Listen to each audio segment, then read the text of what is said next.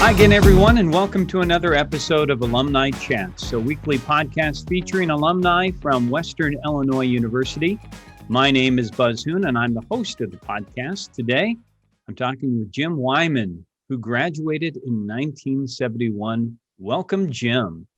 Thank you, Buzz. It's good to be with you.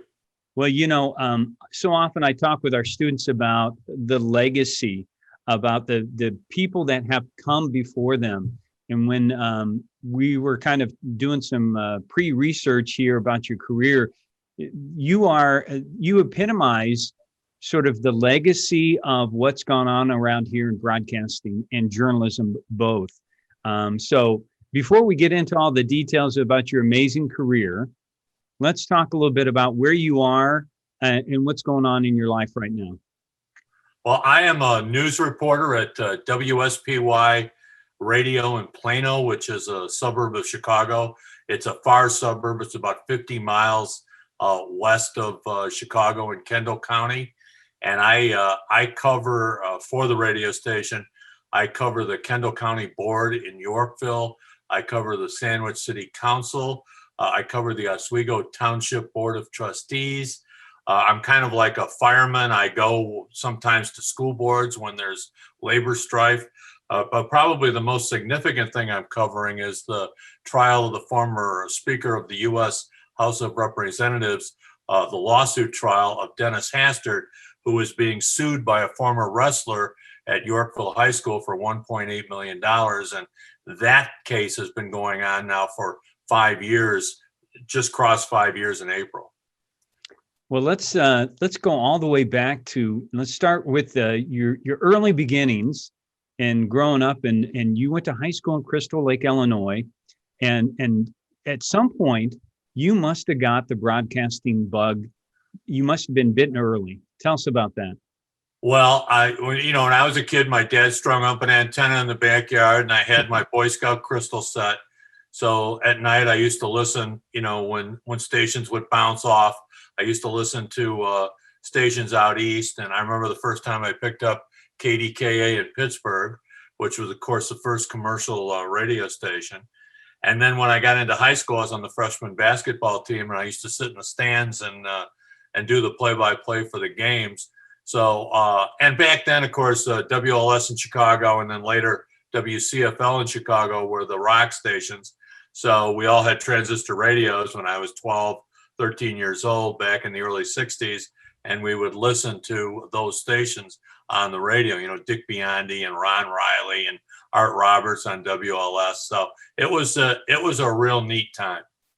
And you make your way to WIU, and in such an unbelievable period of time, a lot of transitions, not only within the country, but also WIU. Tell us about how WIU was when you got here and a little bit about the first few years. Well, my dad had ridden the rails for Railway Express. He had gone through Macomb a lot, and he knew there was train service there. So that was one of the reasons I went. Plus, I had played in a band with a kid named Jamie Pennebaker, and his sister was at Western. She was 2 years older than I was. So I had never seen the campus until registration. So I went down there. I was a political science major initially because I was interested in politics. And which really suits me well today because I'm covering a lot of governmental entities with politics. When I was 12 years old in 1960, all my buddies were playing baseball, and I was watching when JFK picked LBJ to be his vice president in the hotel in Los Angeles. So when I came to Western, it was only 6,000 students. I lived in Lincoln Hall. I lived there for 2.5 years.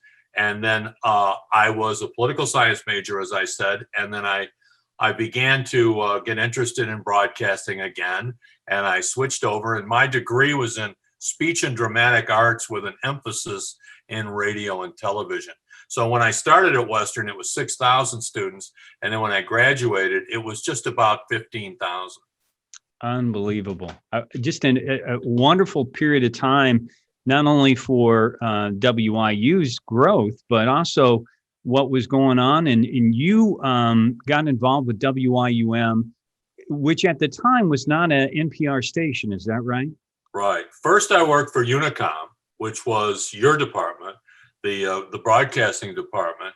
But they had no cable access in the dorm rooms, so it only went to the city of Macomb. I worked as a floor manager on Unicom. We did a show called Western Challenge, which was kind of like a quiz show. And so I was involved in that. And then later, I used to see Tug Haddock at Derry's Cafe on the square in Macomb eating dinner every night because we didn't like the dorm food much. So a lot of times we'd go up and have dinner at Derry's Cafe, which is right next to the Illinois Theater. And it was this really cool restaurant. And Tug Haddock would be in there. He was the general manager at WIUM.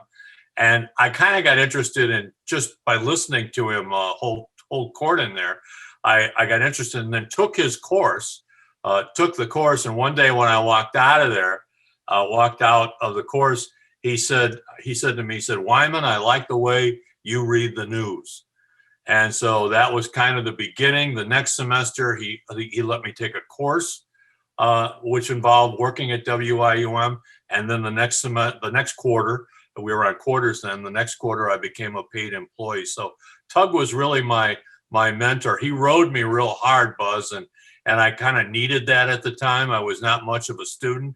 And once that world of radio opened up to me, it was really a great time in my life. And the people who worked at the station were really amazing. Maine West, all the Maine high schools have a radio station in Park Ridge and Des Plaines. And so all these kids were coming in, graduating from the Maine high schools, and they came to Western because of the reputation of WIUM. And so they all had radio experience. So we were at a disadvantage compared to them because they had all worked at WMTH, which was the Maine Township high school radio station. You know, I did not have the pleasure of ever meeting Tug, but I have met members of his family, and I've seen that sort of influence that he had on young people. And it really was just amazing to see how many lives he transformed early on, because as I understand it, he was sort of a no nonsense type of guy. He was curmudgeon-y, that's for sure. So you also did some interesting things while at WIUM. You had the first remote. Is that right? I did the first remote in the University Union, and I don't know why they chose me, but that was in either 1969 or 1970. And we had this gray, like, portable board, which they apparently had locked up. And I don't know if Tug was behind this or not, but it had a turntable on each side. And so what they did is they put a phone line in the back of the Union.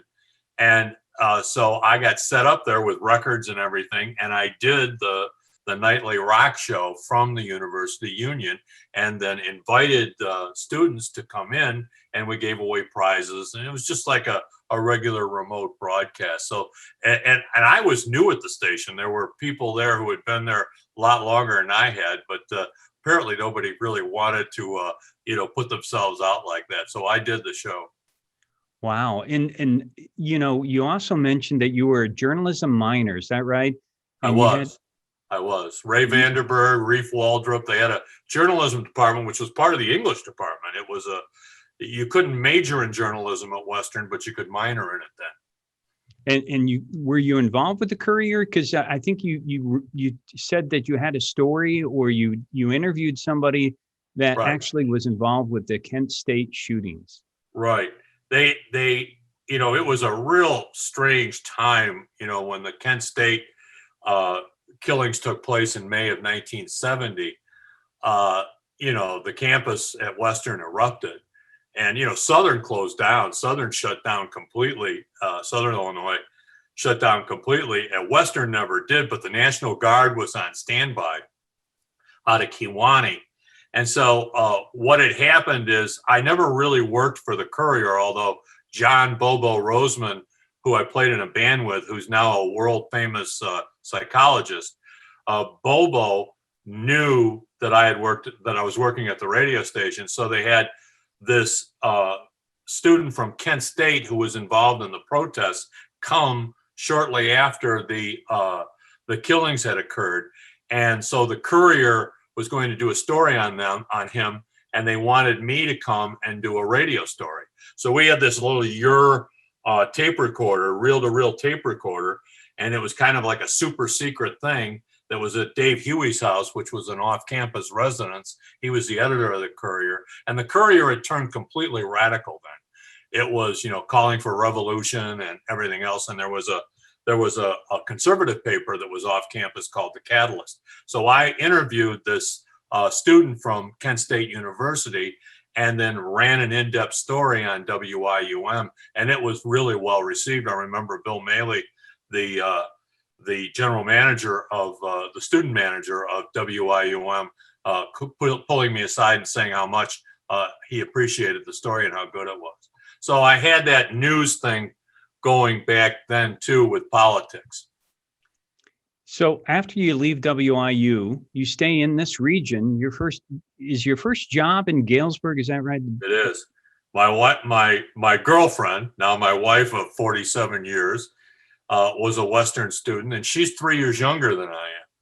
So I wanted to stay close to Macomb, and Smart Charlie move. Wright, who owned the Canton station, he had called me about a job because I think Tug had tipped him to the fact that I was graduating.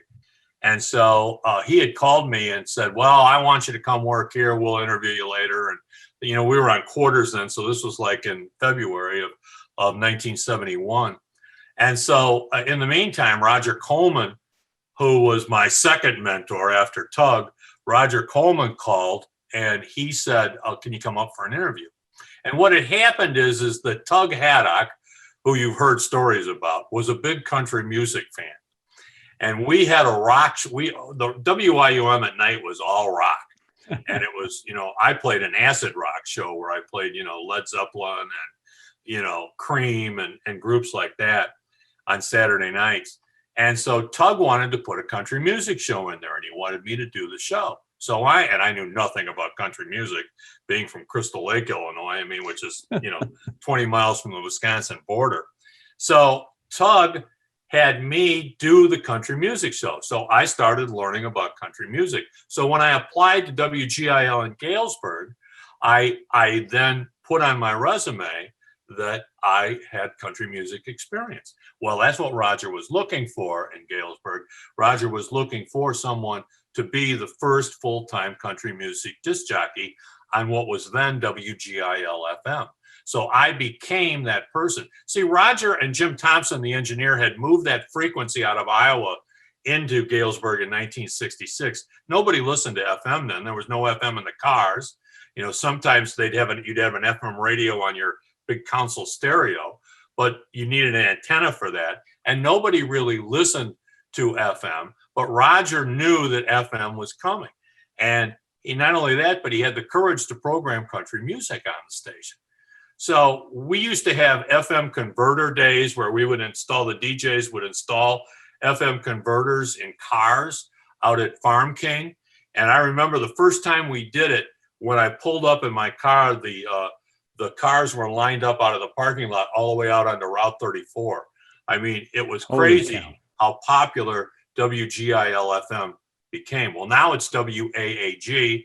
It's a 50,000 watt FM station, and that station bills more than the three other Galesburg broadcasting stations combined. So that's how I started. I started as a country music disc jockey at WGIL-FM in Galesburg under the tutelage of Roger Coleman, who just passed away last year. And then pretty soon you get, like so many other people in radio, you get experience doing just about everything. You work your way into sales, you work your way into sports, you work your way into even management, right? Is that how your story progresses? And you know what? I brought all the WIUM people along with me to Galesburg. Bill Maley, Ron Roberg, Denny Shaw, John Bierman, Rick Heath is still there, part-time worker, and he was an intern for us at FM 95 back then. So I started off, I became the program director as Roger expanded the station to 24-hour country music. I sold advertising. I'd be back in Macomb. That was one of the reasons why I was able to get WIU students is I'd go see Tug when I was in Macomb making sales calls, and Tug say, "Hey, what about Shaw? He's looking for a job. He's graduating. Can you get him up there?" Well, it just happened that we needed a sports director because the legendary Bill Pearson had left, and Denny Shaw and Ron Roberg both were sports directors at WGIL, the AM station. And of course, basketball in Galesburg is huge.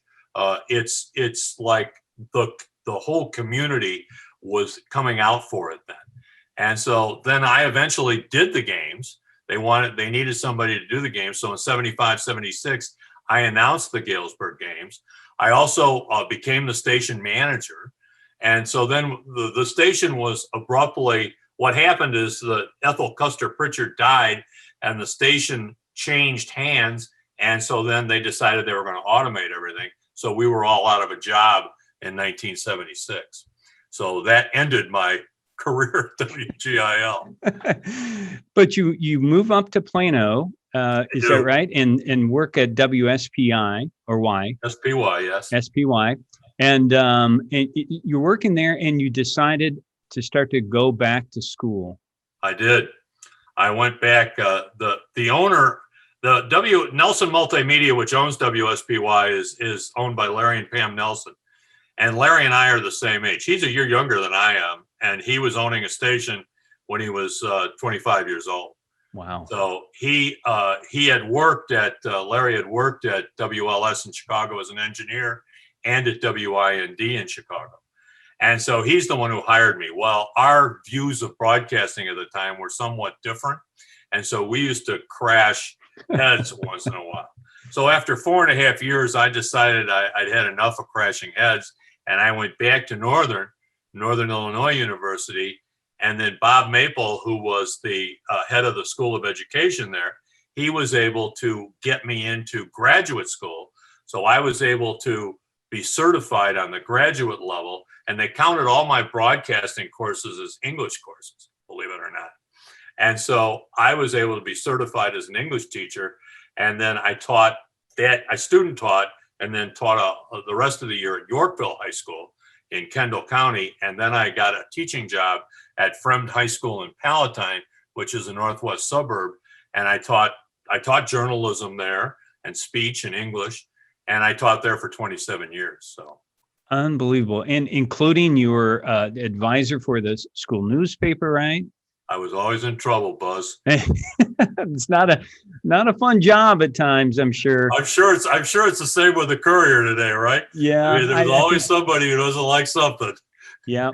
That's that's what I wanted to talk to you a little bit about. You had such an outstanding career. You've had a vast array of experiences. You've been able to talk with a number of different celebrities at different times, whether it was you're involved with music or sometimes you were doing sports or interviewing people with news. Can you reflect a little bit about some of your most favorite memories working in radio? Well, probably if you want some star power, when I was the country music DJ in Galesburg, we used to go to the convention in Nashville, the DJ convention, which I don't think they have anymore, but it was in October, and we would go down there, Roger Coleman and his wife, and they would always take a couple that were friends of theirs, and then they would take two of the DJs. And since I was the first DJ, I would always go. So from 71 till 75, I went to the DJ convention. Well, we got to rub elbows with all these country music stars. I remember John Bierman and I walking into this party and Conway Twitty coming up to us and asking us if we would, asking us where we were from and everything. And then inviting us to this very private party that he was having that night. See, what happened is that WAAG with the 50,000 watt FM, all of a sudden 50,000 watt country stations began, as you moved into the 70s, they began to be very popular, because the quality was much better than AM radio. You were starting to see them in the automobile, and the country music record industry really took note of it. And of course, we were right on I-74. So when the Stars were going up I-74 back towards Peoria, they started to stop in at the station. And Roger Coleman's wife, Marilyn, had made our studios look better than anything in Chicago. They were just beautiful, those studios were. So I met Conway Twitty. I used to party with Dorsey Burnett, who grew up with Elvis in Memphis. I stood from like me to the computer screen away from Mickey Gilley at when he was playing, and Jerry Lee Lewis was also there. I emceed a Jerry Lee Lewis concert in Davenport. Waylon Jennings came to Galesburg, and I got to hang with him for a day. So, I mean, I got to meet all of these country music stars. Just unbelievable stories there, Jim. And, you had this career that you went on to do at the high school, but then you still stayed involved part-time with radio. You never lost, and we were talking a little bit about this idea of the radio bug. You never lost that interest in doing radio. Why is that, do you think? Well, I think that's one of the reasons I was hired at Fremd, is because the principal wanted to start a radio station at Fremd. But since there were 5 high schools, the district administration wanted everyone to every school to have a station. And it was hard to get a frequency moved in up there. But the radio bug, I taught, we had a course called Journalism and Journalism 1, and Journalism 1 and Journalism 2. And Journalism 2 was all broadcasting. So we did radio. We had a TV studio at Fremd that was pretty basic, but the kids could go out. We had remote cameras. The kids could go out and tape, like live stand-ups and interview people at the school. And then we had a video editing machine that the kids could put all that stuff together. And then, of course, with radio, I was doing the radio. And so I could make sure that the kids knew what they were doing. So we announced we did some of the games, and then tape the games so that people could hear those. So I don't know. I don't know what it was that caused my radio bug. I just remember listening. My dad always listened to the radio at night when he went to bed. And I remember the first time I heard Dick Biondi on WLS. My dad would listen to WLS sometimes at night. And I remember walking into his room and saying, "Who's that?" Because he was singing on top of a pizza, right? And Dick Biondi was like revolutionary in the early, like 1960 or 1961 with what he did. And so I don't know what caused that radio bug, but I've never lost it. I mean, when I go out to WSPY and I turn that corner and I see that 500-foot tower every day, it brings a tear to my eye, because I'm still so happy that I'm able at age 73 to be doing radio. Amazing. Even the I need to tell people also, you worked as a PA announcer. I did. For many sporting events, and eventually got inducted into the Wall of Honor, I think, at Fremd High School. Right. What a great recognition. Yeah, and we had Jack Drollinger, our athletic director at Fremd, was really close with Marty Hickman, the head of the IHSA. And what happened is the IHSA decided that they were going to have 2 of the super sectional games at the United Center. And Jack, our athletic director, talked Marty into letting me do the PA for the games. So I don't know what they call the All-State Arena now, but I did 2 years of games at the United Center and a year of games at the All-State Arena in Rosemont, formerly the Rosemont Horizon. Nice. So it was really something to walk into that United Center and to sit down at that table and to hear your voice echoing throughout the United Center. I mean, that was cool. So I not only did football and basketball, but I'd do gymnastics meets. I'd announce swimming meets. I'd announce all kinds, volleyball, all kinds of different events at Fremd.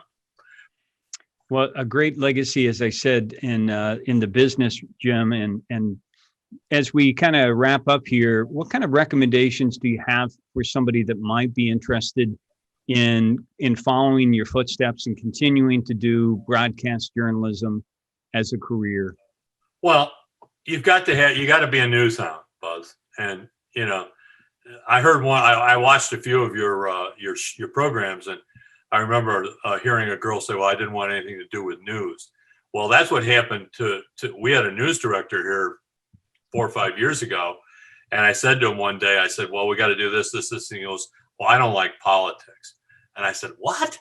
You don't like politics and you're news director at WSPY?" I go, "You're in the wrong business." Well, he ended up leaving shortly after that. So one of the things is, there's lots of things you can do in broadcasting and broadcast journalism. But if you go into broadcast news, you've got to be a news hound, and you've got to be aware of politics, and you've got to love it. You've got to breathe it. It's something you really like to do. The other thing is, you can't be afraid to pick up the phone and call somebody. My daughter is 43 years old, and she is got my news hound in her, but she doesn't like to pick up the phone and call people. And you've got to be able to pick up the phone and call people, because once you do that, then people will be willing to call you back and talk to you. You've got to talk to people about what's going on and interview them. And so I love to do that. I don't mind calling people, whatever. Well, I called a state legislator one time at 5 o'clock in the morning. And I said, because it was a breaking story of him not running again. And his wife said, "Well, he's in bed." I go, "Well, wake him up, get him up." So, that would be the first thing. The other thing is, when you work in small market radio, you're not going to make a lot of money. And, the news jobs in Chicago, the broadcast journalism jobs, have pretty much dried up. Yep. Phil Rogers comes out for the Hastert trial. He's with NBC5 in Chicago. So we've become buddies.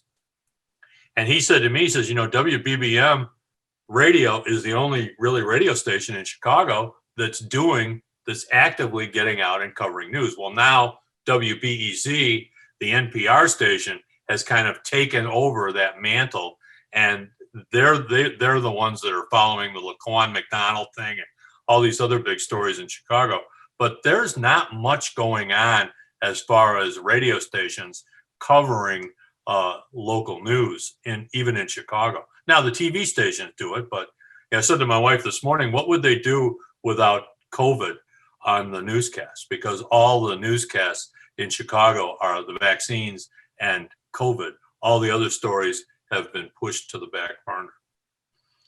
Well, Jim, I know we've barely scratched the surface of some of the things, because I just want our viewers to know that over the years, not only have you been inducted to the Hall of Fame, you've won a number of awards, for your reporting coverage, just done so many outstanding things. And, over this period of time, as I said, you really are one of the early parts of the legacy of broadcasting here at WIU.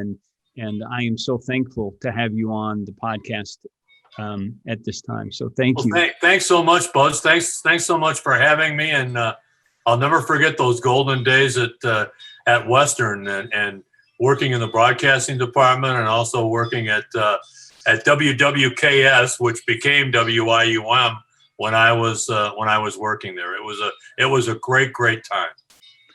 Well, thanks to all the viewers for tuning in every week. Make sure to join me again next week when we'll have another alumnus from WIU. Until then, stay safe, take care, and God bless.